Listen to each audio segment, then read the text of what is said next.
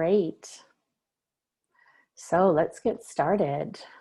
Like I said, I'm Keli Carpenter, and this talk is on breaking the cycle. So it's really how to effectively process our emotional pattern or reactive patterns so that our kids don't inherit them.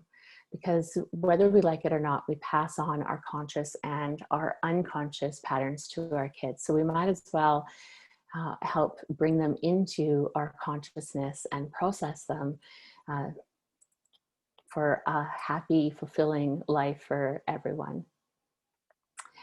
And our slide. So tuning out distractions, being here now, turning off your cell phone. It's so easy to get distracted these days. And just to note that the front end of the presentation is a lot of information. I'm going to go through it fairly fast. And then towards the end, I'm actually going to guide you through the processes that I'm talking about today. And with us talking about this particular topic of conversation, I'm sure that, of how to process emotions effectively. I'm curious, how many people do you know that really effectively process their anger, their resentments, their old pain? There's a lot of people these days that are suffering with anxiety, depression, and really overwhelm. And I'm sure that you've probably felt trapped in difficult emotions like frustration, anxiety, or depression. And you have worried that they'll negatively affect your kids as a result. And really that's why you're here, because I'm sure you have a deep desire to feel alive and empowered and free from emotional burnout, chaos, or really unnecessary drama. Because you really truly wish to bring more consciousness to the parenting process, to bring more presence to the parenting process, and take full responsibility for the well-being of your kids. And I wanted to bring in a quote here from Dr. Shefali, and it reads, "It's no surprise we fail to tune into our children's essence." I mean, how can we really listen to them when so many of us are barely listening to ourselves? How can we feel their spirit and hear the beat of their heart if we can't do this in our own life? And I'm sure that we can all relate to that quote and being in that place. I mean, how many of us were really given the tools growing up or had role models of, how to deal with our anger and our overwhelm? Plus, the world that we're living in is really filled right now, especially with so much uncertainty and chaos. So today what we're going to do is we're going to go through my 5-layer approach to conscious healing and becoming unapologetically you, so that you can really build a solid container that, and tools to properly process these emotions that are going to come up because they're part of life. We're going to look into parenting your inner child as a result of this, so that you feel loved and supported, and how to unravel heavy or overwhelming emotions, how to meet our unmet needs so that we take other people off the hook, and how to support our children's mental health, emotional health, and overall well-being so that they can really reach their truest potential. And before we really get into that too deeply, we're going to take a few moments to really understand us as a human being before we get into the 5-layer approach to what it actually takes to heal these places.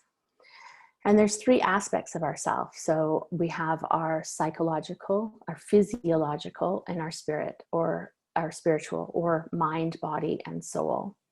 And our mind is comprised of our thoughts, which actually create our emotions and our feelings. And then we have our intellect, which processes, deciphers these thoughts and these emotions. And then we have our ego, which is our identification and our conditioning. And then we have our body, our causal body, and it's our physical body, our energetic body and our environment. And our physical body is quite literally our physical body. And our energetic body is called different names in different cultures, you know, ki, chi, prana. But we all know what it feels like to walk into a room where you could cut the air with a knife. And then we have our environment, which is the environment around us and the effect that it has on us. I mean, we know the difference between a really pleasant smell or a completely rank smell. And our sights and our sounds and, you know, smells really affect us. And then we have our soul. And it's comprised of our personal soul. And that's seeds of, it's our soul's desires. And then we have our collective soul, which is wrapped in myths and archetypes and our connections with others. And then we have the universal soul, and that's our oneness, God, Brahman. And in today's world, there are so many people that are just trapped in that little circle of the mind. I mean, really think about it. We teach our kids the ABCs and the 1, 2, 3s from the time that they're little. But how often do we really take the time out to teach them how to connect to their intuition, that inner calling, or, you know, to learn to listen to the messages that their body has for them, to feel connected to the part of themselves that is greater than them as individuals. There was this one time that my oldest son, I have 3 children that are in their teens, well, between 15 and 20. And my oldest son, when he was in his teens, he was noticing other kids that are taking medications or maybe self-harming, and there's so much talk about suicide. And he was like, why is that? Why? Like, I feel anxiety, I feel depression, you know, why don't I want to hurt myself? And I actually turned it on him and I asked him why do you think that is? And he kind of processed it for a few moments, and he said, it's because I feel a connection to something bigger than myself. So these skills of tuning in, connecting, are equal, if not more important, for our overall well-being. We're meant to traverse all of these layers, our mind, our body, and our soul, so that we feel whole and connected. And this brings me to, you know, just really explaining what happens as we move through life and we meet challenges and conflicts, or we experience trauma without those skills. And as you can see by following along with the diagram, that we start out as an infant, a connected, innocent human being. We come into this world in a human form, yet we're connected to what I call our beingness. It's our source, our soul, which is love. And again, whatever words I use, there's so many words, you know, that we can fit in definitions. So, you know, wherever I use a word that might not resonate, you can just fill that in with one that resonates for you. But I mean, you know, think about it. Kids naturally want to love. They naturally forgive. They naturally let go. But then what happens when we experience situations where we're unable to process it, where we get lost? We get lost in the circumstances and the drama, the trauma. And it creates fractures, wounds. We feel disconnected, separate, as shown in the circles in the diagram. We start losing touch with this innate part of us. And we walk around fragmented, and we wonder why we feel overwhelmed, stuck, or worn out. We've got this one part of us that is calling us to let go, to heal, to love, to forgive, to join. And then we've got this other part of us that is trapped in the limited mind, and all the stories that we have about it, all the stories that we have about why we're suffering. We tend to blame and judge and withdraw and feel separate. And depending on the severity, we might become so fragmented, like the center circles there, that we experience really deep levels of suffering, turmoil, dis-ease. But on a relative note is that all suffering really has a purpose, and the purpose of suffering is to find its cause. And these wounds, these reactive patterns, these overwhelming emotions really ultimately all have only one purpose, and that's to help us remember, to show us, to guide us to what lost, to direct us back to our source of connection and empowerment, which brings us to the 5-layer approach of how do we make these amends? How do we remember, heal, and integrate these fragments so that we become conscious, whole beings that can really meet life's challenges with a lot more grace and resourcefulness? We get to respond to life instead of react to it. And, you know, our human spirit is what we need. It's resourceful. It has wisdom beyond our years, and our human condition that we get trapped in is limited. It copes until we can't cope anymore. And coping is then where drugs and alcohol or any addictions or, you know, distractions come in. They distract us from the pain, that underlying wound that is really has such a beautiful purpose of directing us back to the source of ourselves. And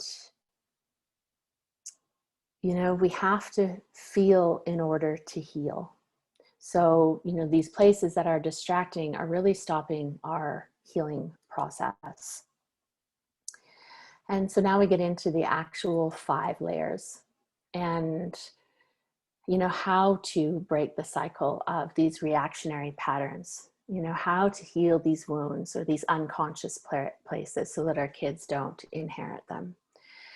And the layers are inner calling, conscious support, conscious learning, conscious practice, and embodied refinement. And that inner calling is this deep desire inside, or a yearning, or maybe actually we've had a wake-up call that's really alerted us to the fact that change needs to happen. But usually we have some awareness that more is available, and that the current state, even if it's wrapped in many beautiful, you know, things, and, you know, we're grateful for our life, but that it's ultimately not nourishing or maybe not sustainable. And then we hit a really critical turning point, because it doesn't mean that we make the necessary changes just because we have a longing or we have some awareness. That typically we need to move into actually getting conscious support. So whether that's from a conscious community or, you know, a guide that's really supporting our process. Because if we, you know, could have implemented the changes by reading the book alone, then we would have already been there. And if change is going to happen, we really typically need that right kind of support. And then we move into a conscious learning phase. We're learning about ourselves.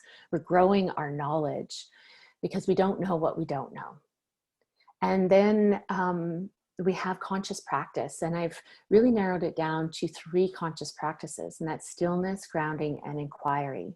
And we need these in order to really integrate this healing process. And they all relate back to the diagram. So, you know, the stillness, some sort of practice that really connects us to the part of us that is bigger than the circumstances that we're facing. Excuse me. And then we have grounding. Sorry, I'm going to mute myself and just cough. There. And then we have grounding, you know, really learning, like understanding what it means to be in body, to be in presence. And then we have inquiry, you know, specialized inquiry to really unravel some of what is defining us. And then, and today actually we're going to go through one type of inquiry process, which helps us understand and unravel these difficult emotions.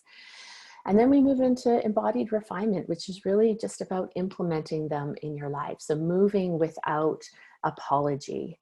And then the cycle repeats. We have more yearning and we carry on.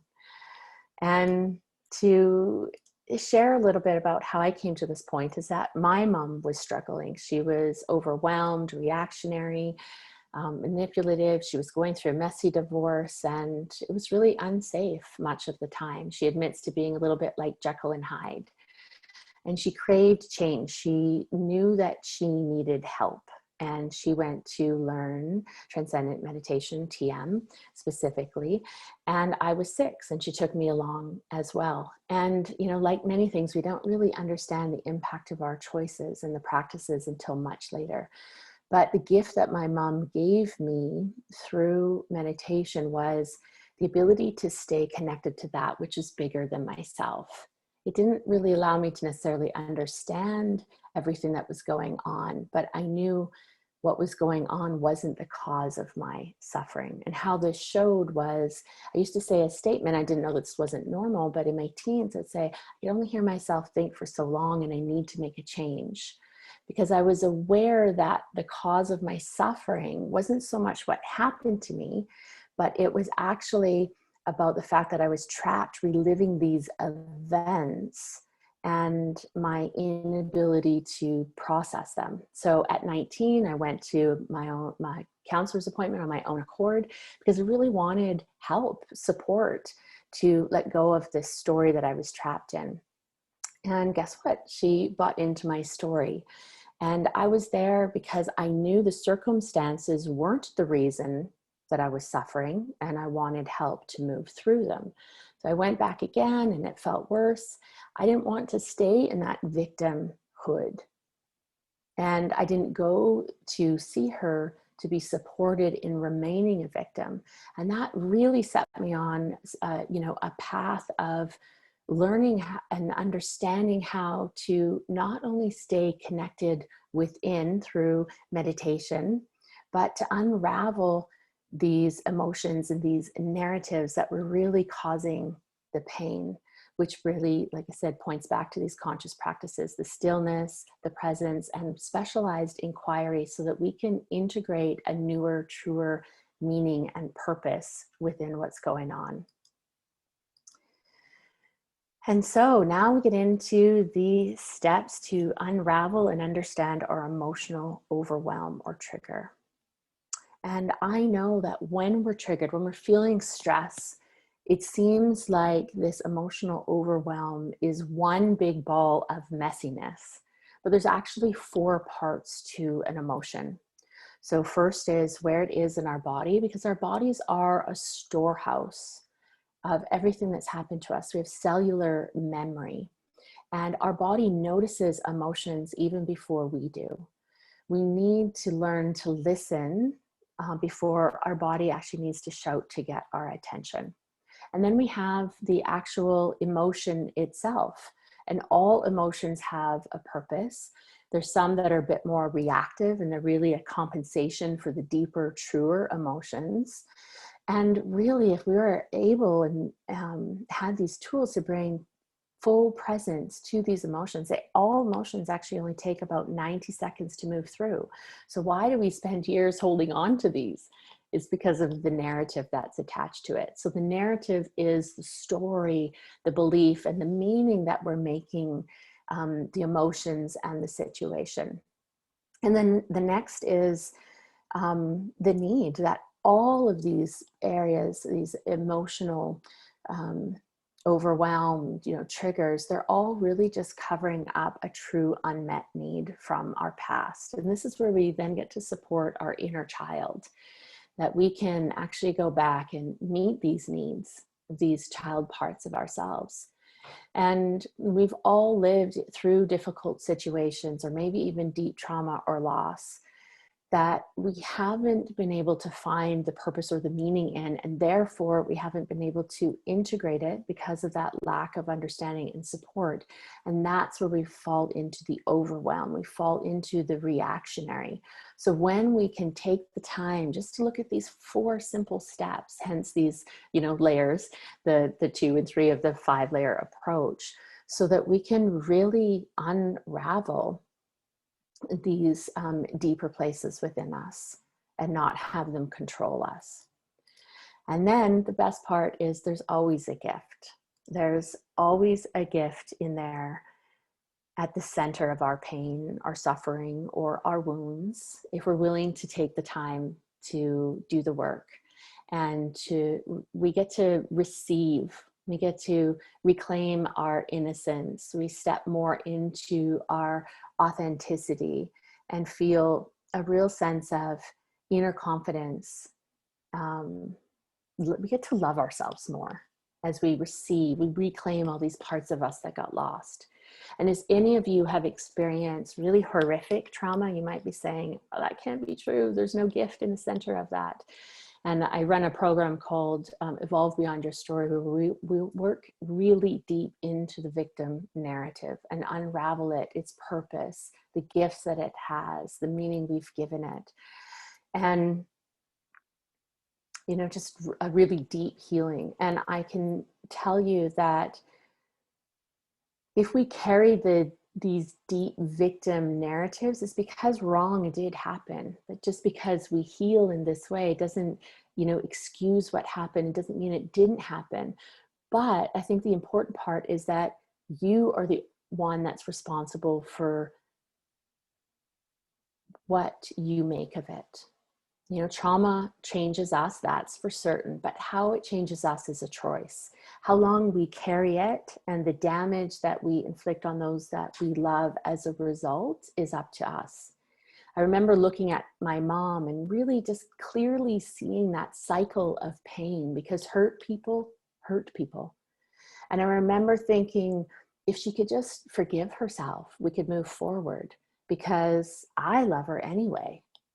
Right? This natural part of us, it just wants to love and let go and forgive and move forward and join.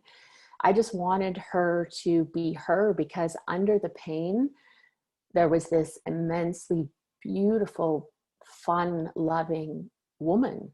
And her inability to process her pain, to, keep moving through this cycle of, pain, becoming the victimizer, the guilt and the shame, and this repetitiveness just kept her from really being able to experience herself outside of the pain in a way that just brought so much joy to everyone.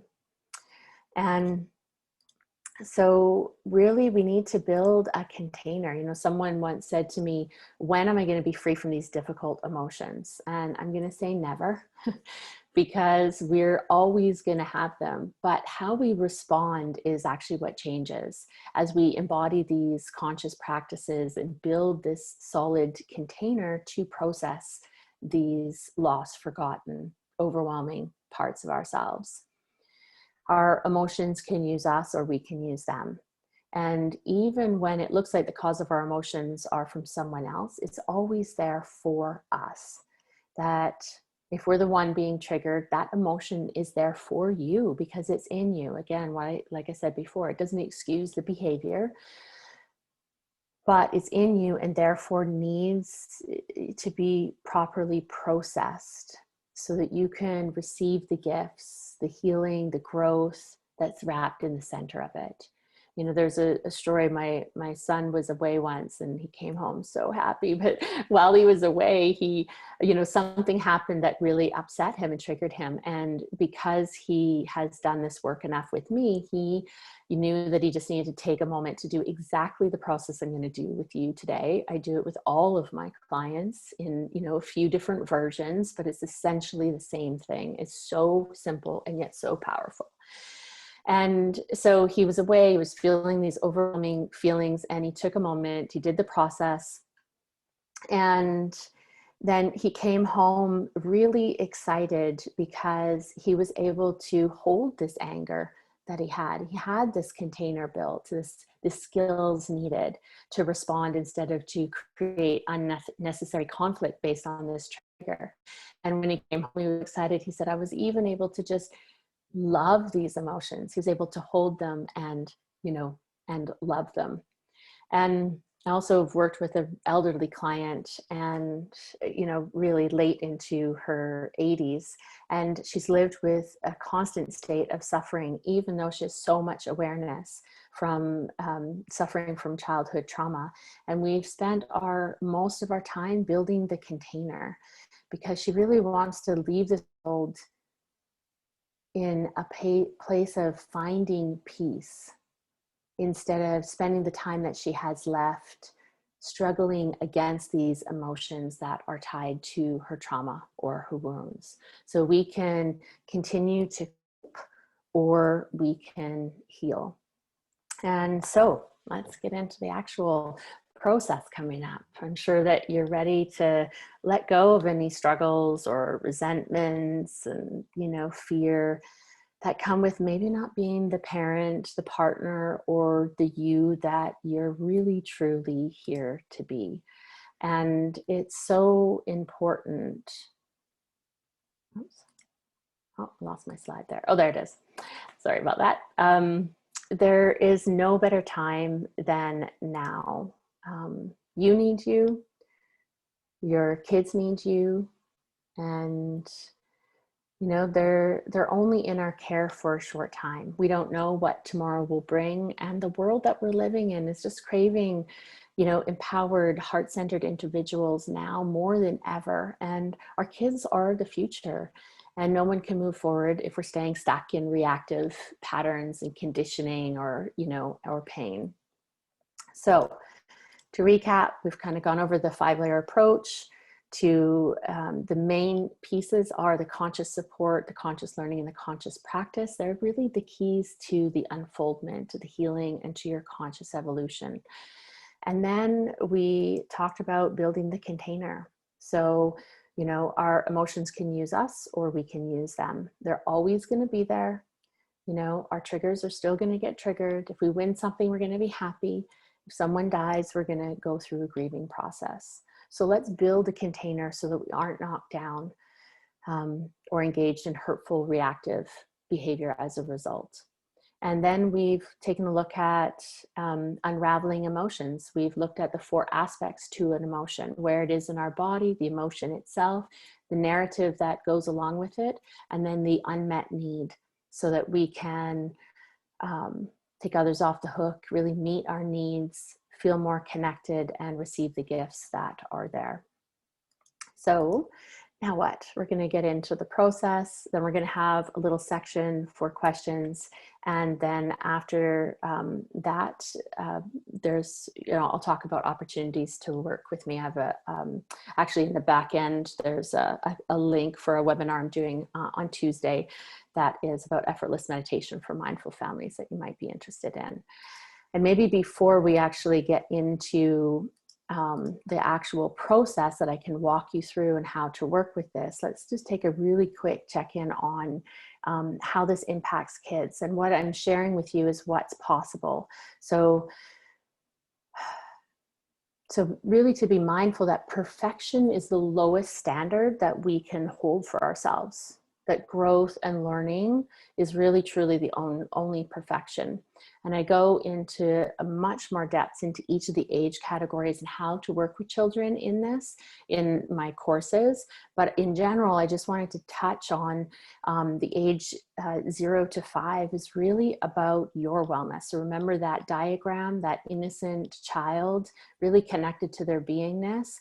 And this time is about you really connecting and working on your presence, your patience, your inner wellness, building that container so that you can make it safe for your kids to explore their place in the world.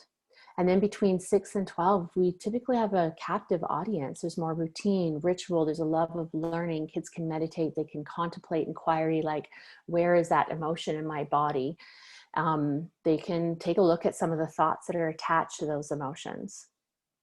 And then between 13 and 19, if this is really practiced, we are just giving our children such amazing tools to meet the huge challenges that come with being a teen. If not, then they end up feeling lost. It's a really hard time, and they have a hard time meeting life or thinking about future growth. And then as adults, you know, I surveyed and worked with a lot of different, you know, a lot of parents, a lot of moms, and the greatest fear is about losing connection. As when they're young, it's usually, you know, fear of dying. As an adult or as a, you know, teen, it's this, the fear starts about losing connection with the kids because of these dysfunctional patterns, because of control or neediness or codependence or blame or reactions. They all get in the way of a really healthy relationship. And when we can practice and embody these practices, it creates a lot of emotional safety and an unbreakable connection between you and your adult children. And, you know, kind of going back to that whole idea that perfection, you know, doesn't exist, that it's really the learning and the growing. And I had a client say, you know, is it ever too late? You know, has the damage been done? And I answered her with a question that if your mom, who you have a difficult relationship, was to wake up tomorrow and just be emotionally safe, present, conscious, and loving, how would that affect you as an adult and things that you're still going to face in life? It's never too late. And the only failure is really failing to do the right thing for the right reasons. And now we're going to do the inward process. So if you want to just get comfortable, just put anything down. And I just want you to tune in. Just be here in this moment. We're going to go through the 4 steps, which is about really becoming in the moment, connecting to our body, locating some dis-ease. And we're going to tune into some of the emotions that are there. We're going to witness, we're going to validate without the need to change them. There's nothing we need to get rid of in order to become truer, to be more centered and grounded and clear. We actually just need to acknowledge them, to be with them, to hold them. And then we're going to look at the narrative, the statement that we notice in there. And then we're going to take about, you know, discover what we really need, gain some clarity on what we really truly need and how we can meet that need. So as you drop in, just closing your eyes, really tuning in, noticing your feet, noticing all the contact points that your body makes with each other, with the furniture, noticing the texture, the temperature change on those contact points.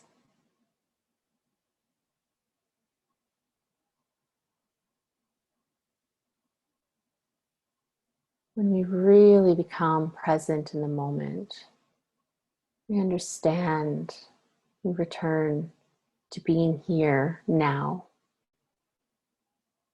We get to connect to the part of us that has wisdom beyond our years, that sees with our inner eyes, hears with our inner ears. We start being able to tune in and listen with our entire awareness. We're taking a few more deep breaths into your hips, noticing the heaviness of your body and just allowing it to take over. Sink further into your chair. The weight of your body, just fall, drop, relax.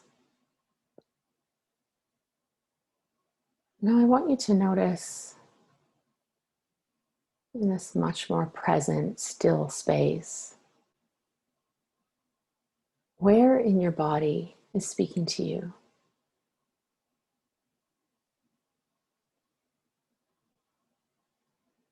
Avoiding any need to label it, but just noticing an area that's calling you.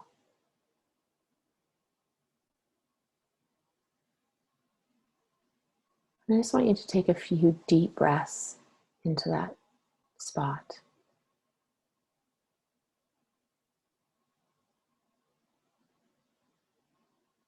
And if you were to know, what emotion is there present right now?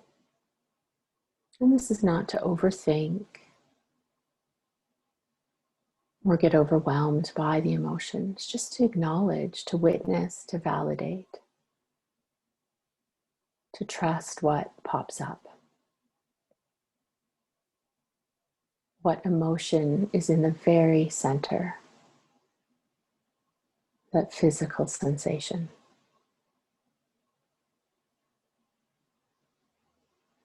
And as you name that, just witness it, acknowledge it. There's no need to change it. Just going to bring your breath right to the center of that emotion. And as you breathe in to the center of that emotion, I want you to notice what emotion is in the very center of that one.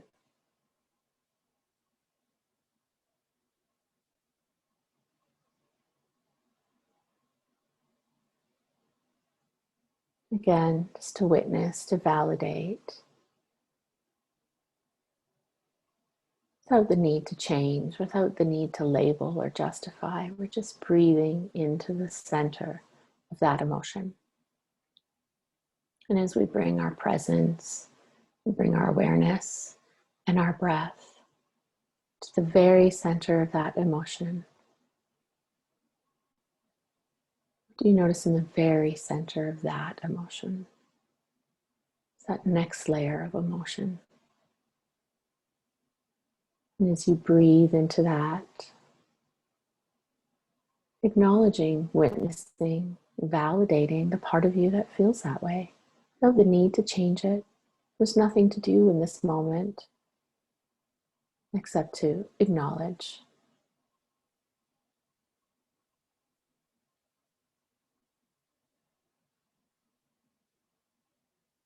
And as we sit present with these emotions, we need to notice if there's an I am or an I am not statement in the center of that emotion. What thought might be at the very heart of that emotion? And again, nothing to do with it, nothing to do about it, because of it, just to witness, acknowledge. As we breathe into the very center of this present moment awareness, this expanded understanding and consciousness, I want you to ask what it is that you truly need. And then just trust, listen. What is it that you truly need? And as you acknowledge that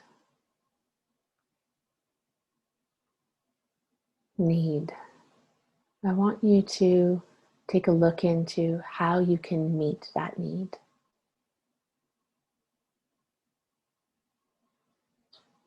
What are the pathways, the action steps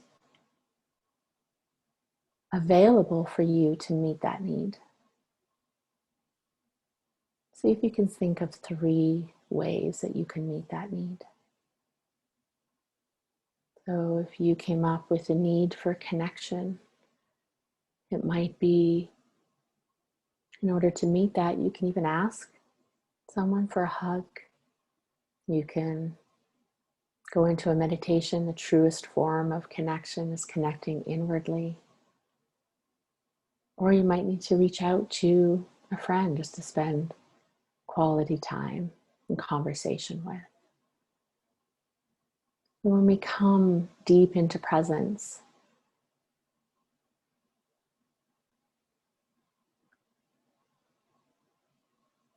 start unraveling what's happening in our body, the emotions that are there, some narrative, some conversation, some thoughts, beliefs that are resting in the center. And then we inquire, what is it that I truly need? And how can I meet those needs? it's amazing what comes up. The clarity, the action steps of what we need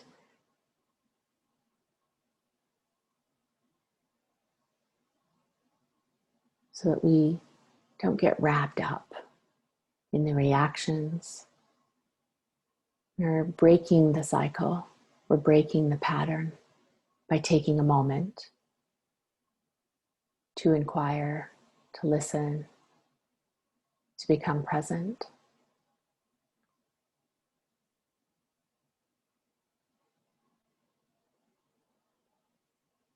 And if you couldn't come up with, let's say, a narrative, or, some of the emotions were unclear, just know that whole idea of building the container, that we're developing the tools, that as we, move through life and we maybe meet a difficult situation, to stop, what's going on in my body? Where is there discomfort?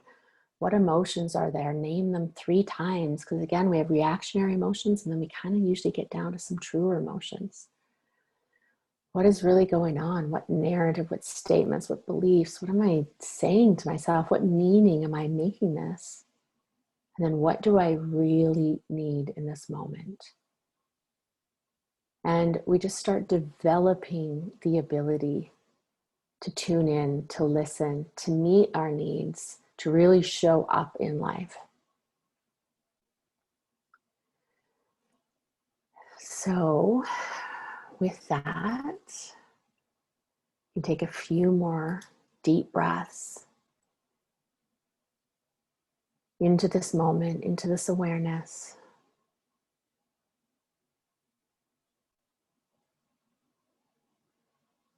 And when you're ready, you can open up your eyes. And we're really wrapping up our session for today, and it's an opportunity to ask specific questions that you have about the process. Any aha moments? What was your takeaway from it? How can you see that this could impact your ability to really show up for your kids, your family, and for yourself?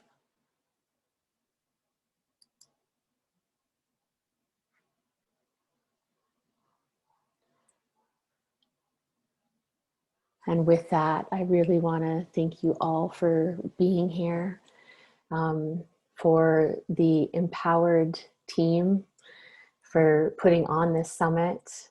And, if anybody would like to get in contact with me, then you're welcome to follow me at The Other Side of Average on Instagram or Facebook. My email is Kelly, spelt with 1 L and an I, at theothersideofaverage.com if you have specific questions. Oh, there's some questions coming in now. How often do you do that inner process to heal? I would say as many times as really is needed. Depending on what you're dealing with, you could do it, several times a day.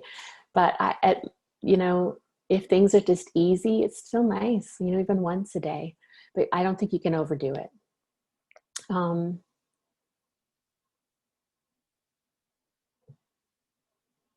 Is the meditation available separately? No, it's not, but you will have this recording. I do have it recorded in a few different formats on in a course that I'm teaching coming up. So if you want that, you're welcome to go there and learn more, or reach out to me personally. And then Jennifer says, when you take a step back in the wrong direction due to being overwhelmed in the moment, what is the best way to move forward with your children? In my case, 2 boys under the age of 5. So, really remembering, first of all, that, growth and learning and just constantly coming back, having the tools to come back to your center, to re-navigate that overwhelm. So just so I understand, wrong direction due to overwhelm in the moment. What's the best way to move forward with your children? So this process, first and foremost, you need to understand what's going on for you, what you're really needing so you can meet that need. Because if we don't, the reactionary processes, you know, the passive aggressive, different things come up and, you know, get in the way. So first and foremost, you. And then from there, the next steps are usually pretty clear of either what you need to do, making amends with your children, you know, helping them with whatever they're struggling with comes after. It's kind of like when we get on an airplane, they say, put your oxygen mask on first and then assist younger children. So in the moment, it's really whenever we're feeling overwhelmed or, you know, we're kind of lost in what's happening, and we have a hard time navigating, the first navigation is inward. And I hope that answers everyone's questions. Again, once again, thank you all for being here. Thank you, Guidely, for putting on this summit of amazing speakers and presentations. And I hope that you all enjoy this wonderful day ahead. Thank you, everyone.